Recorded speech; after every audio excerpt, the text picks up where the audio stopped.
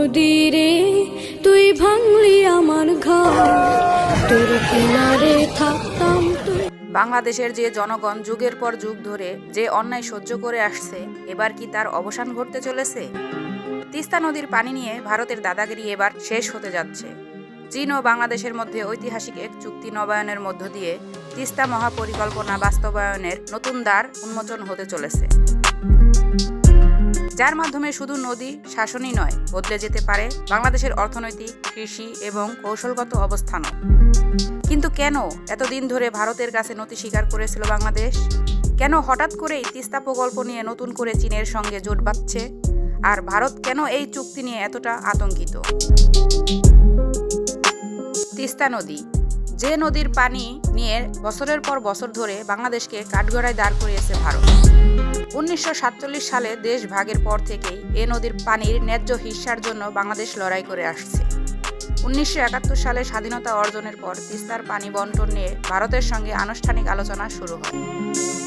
1983 সালে সামরিক শাসক হোসেন মোহাম্মদ এরশাদ ভারতের সঙ্গে একটি অস্থায়ী চুক্তি স্বাক্ষর করেন, যেখানে 39 ভাগ পানি বাংলাদেশ পাবে এবং 36 ভাগ পাবে ভারত। কিন্তু সেই চুক্তি ছিল সাময়িক, স্থায়ী সমাধান আজও আসেনি। এরপর কেটে গেছে প্রায় 4 দশক। 2011 সালে ভারতের প্রধানমন্ত্রী মনমোহন সিং ঢাকা সফরে এসে তিস্তা চুক্তির আশ্বাস দেন, কিন্তু পশ্চিমবঙ্গের মুখ্যমন্ত্রী মমতা ব্যানার্জির বিরোধিতার কারণে চুক্তি আলোর মুখ দেখেনি।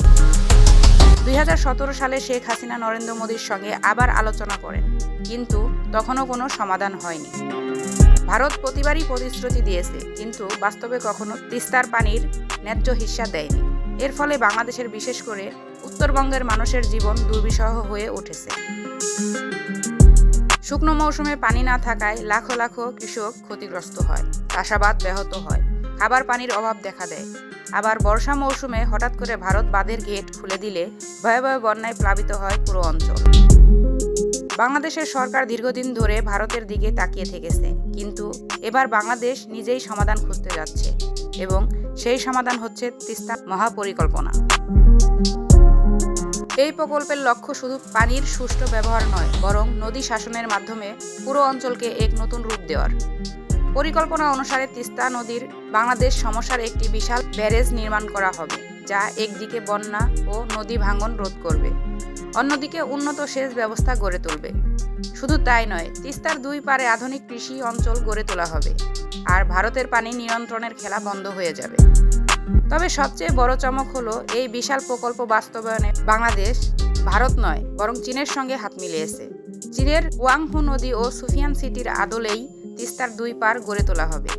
চীন এই প্রকল্পে শুধু বিনিয়োগ করবে না, বরং তাদের উন্নত প্রযুক্তি ও বিশেষজ্ঞদের মাধ্যমেও সাহায্য করবে বাংলাদেশকে।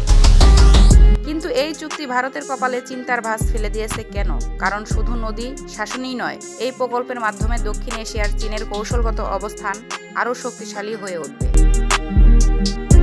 ভারত মনে করছে এই প্রকল্পের আড়ালে চীনা প্রকৌশলীরা বাংলাদেশে গোয়েন্দা তৎপরতা চালাবে। ভারতের চিকেন নেক নামে পরিচিত সংকীর্ণ ভূখণ্ডের কাছেই তিস্তা নদীর অবস্থান। এই অঞ্চলটি ভারতের জন্য অত্যন্ত গুরুত্বপূর্ণ। ভারত ভয় পাচ্ছে, যদি বাংলাদেশে চীনের উপস্থিতি বাড়ে, তাহলে তারা এই অঞ্চলে কৌশলগত সুবিধা নিতে পারে। ভারতের এই একচেটিয়া আধিপত্যের দিন শেষ হয়ে আসছে। এর ফলে বাংলাদেশের জন্য এক নতুন সম্ভাবনার দ্বার উন্মোচন হতে চলেছে। প্রিয় দর্শক, আজ এ পর্যন্তই। আল্লাহ হাফেজ।